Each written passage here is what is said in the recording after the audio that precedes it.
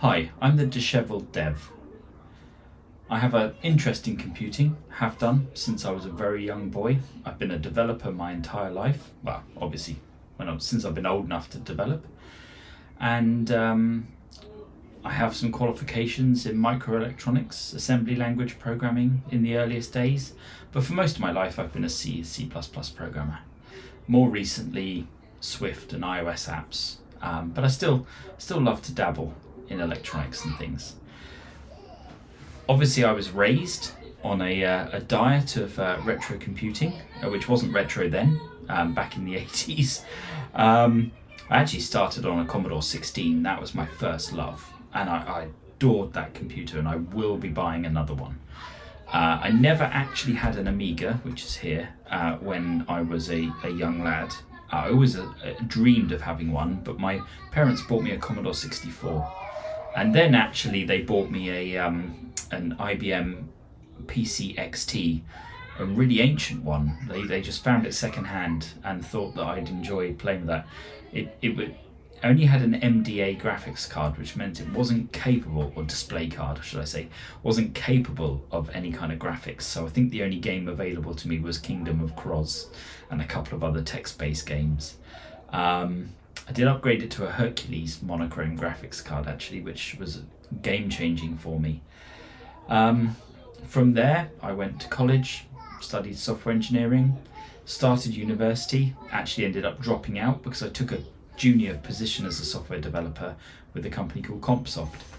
And that was it. That was the start of my career. I was a developer ever since. And still harbour a love for these retro computing. As such, I'm making this channel mainly because my friends thought it was a good idea. I should imagine what they actually want is for me to just embarrass myself horrifically. But I'm not looking to monetize it. Hopefully there'll be no adverts, assuming I can turn all that off. But I have been going through a bit of a midlife crisis. Most people buy sports cars. I kind of did that when I was younger, as a young developer with some money. And I've been buying lots and lots of these old computers off of eBay. Some in better condition than others, I have to say. It is, this one's missing a few keys, but it does function. So I'm hoping I can get enough working bits between all of the different machines I've bought to assemble some whole ones. And that's what this channel's about, trying to restore the computers. I might try my hand at brighting even. I know David, the 8-bit guy. He's done that a lot, and I've watched his videos. And although I don't have the Texan sun being in the south of England here, could probably hook something up with some ultraviolet lights. I've also let's be fair. What I've actually got is a search for Commodore and auctions on eBay, and I've been buying any old crud. So there's a VIC-20. I never had a VIC-20. I know a lot of people started, but I never had one. This doesn't work. It does power up. I've yet to take it apart, have a look. As I say, I'm qualified in microelectronics, digital electronics, assembly language programming, things like that. So I'm going to pop them apart, probably do some recapping. The thing I have discovered, I have to say, is when people sell things on eBay, they're often less than honest. Or I suspect they are. It may be real, I don't know. But at the end of the day, there's a lot of stuff which was untested or worked when they put it in the loft. Now, statistically, I find that unlikely given the amount of things I've bought and how much of them were total crud. This, for instance, was working just a couple of months ago before he sold his Commodore, and so 1541, the original one. I actually started with the Mark II when I was a child, and someone gave me one of these, and I had a twin drive system. But this powers on, just does not work, is not picked up, no activity when I issue commands to it from the Commodore 64. So And one video I'll probably be pulling this apart, having a look, see what I can find. But it looks like it's been prized apart already. Certainly, have we got any seals on it? No seals. Oh yeah, look, the bottom's gone there. Someone's had a screwdriver in there, and then they've tried to pry it apart by the looks of it. And this actually hasn't been put back together properly. So I suspect it wasn't working, and I ended up spending over £100 on a load of old rubbish. What else have I got? Oh yeah, floppy disks. This was the biggest surprise to me. I never thought it would be so difficult to get hold of these things. I used to buy them by the hundreds for next to nothing. Now I'm paying ridiculous amounts of money for 200 used floppy disks. Untested, of course. I can confirm most of them are total rubbish. I mean, I don't know whether he used them to stir coffee.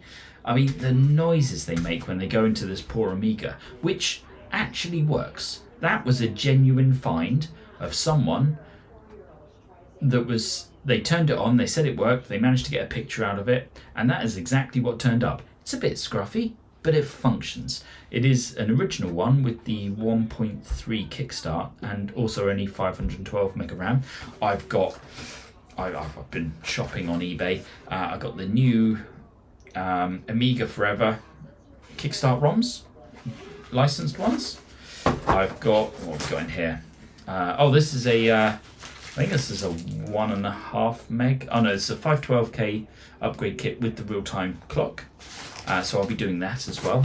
I mean, it's a simple upgrade, right? In theory, I don't think I've ever bodged one up before. And then we've got this, which I think sits underneath the I/O chip and allows you to switch the drive, the boot drive, to be the external drive, because I have this rather amazing 3D printed Gotek device that reads ADF images off of a USB. Now that, I have to say, is one of the best things I've ever bought. It just nailed the brief. Plugged in easily, worked first time. The only thing that really scuppered me was the fact that you couldn't boot from it. So thankfully, one of the discs that worked in all of this lot was a copy of Xcopy. So I was able to boot up Xcopy and then restore the ADF image onto normal floppy disks. I mean, out of this, I managed to get about sort of 10 that worked. What else have I got for Commodore 64? I've got this, which is a Pi 1541. I read a lot of reviews. Lots of things said that they were, they had compatibility issues. These weren't that cheap, but I basically managed to convince myself to buy one of these, and it's got a little Raspberry Pi Zero on the back, but it's cycle perfect to a 1541, so it should be quite nostalgic. I will admit, however, with this whole kind of deep dive back into my youth, that how can we put this delicately? I'm not really a gamer. I never used to play games. I used to put them in, say, oh, this is quite cute, get bored within about 5 minutes. I'd rather write a game or program. That's what I've always done. That's what I've always loved doing. And I just, so retro computing is a bit weird for me, because obviously everything is based around games, really. And actually programming on them, you realise how old and clunky that kind of stuff is now. I mean, I've got 40 core machines that do everything so quickly, and all the benefits in the modern languages, even though it's still C and C++, the modern IDEs are just so beautiful to use. And I'm an Apple fanboy as well, sorry, but I fell in love with them in 2010. Having been a PC developer for a long time, or embedded developer on PCs, and I just love working with Apple development environments. I don't know what it is. What else have I got to talk about? A load of old rubbish, really. Joysticks. I picked up a few from eBay. I mean, these are rubbish. What's this? A flash fire. I mean, I don't recall them being this crud. It's got absolutely no feedback. Maybe I'm just spoiled nowadays. I mean, I'm a purchase a holic. I've got Xboxes and all kinds of things I just don't play. But I know the controllers are really good. They're really sensitive. And then we've got this this Cheetah Starfire, I think it is, Star Probe, which is a little bit more digital. And it kind of works okay, but all of the wires are pretty knackered. I'm going to have to replace them. I've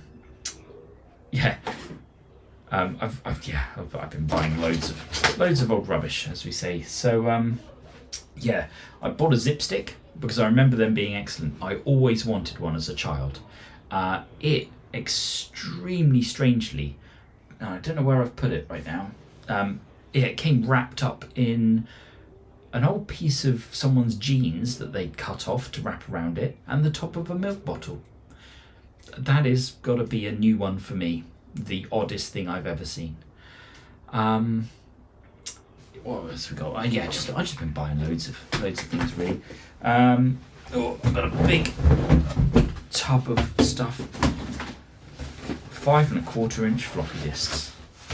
Possibly the hardest thing I've ever tried to source new on the internet nowadays. Just crazy.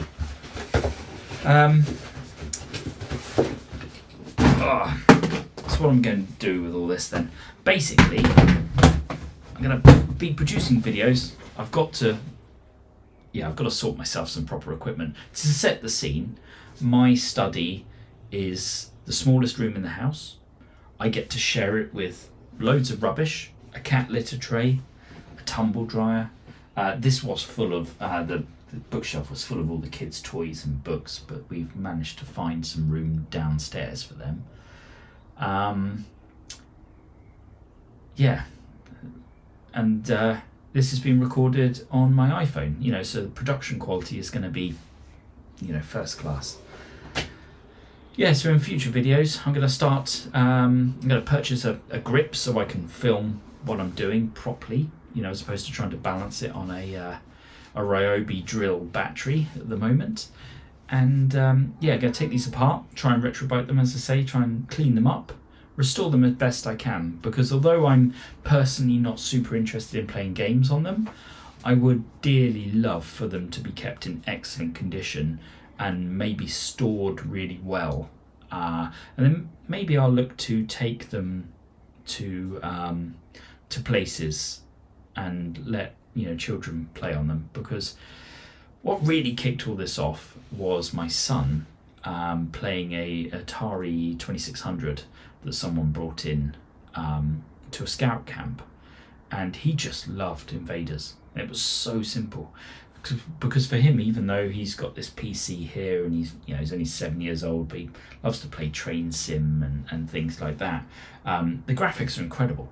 I mean, it's got some kind of Ryzen card in it. It's pretty beefy, or certainly more beefy than I'm used to. And the graphics are incredible, but that didn't bother him. All he cared about was the gameplay. And so, I wanted him to sit down and play Lemmings, and I wanted him to sit down and play R-Type, which games that I had some bond with, although I'd never played them for very long.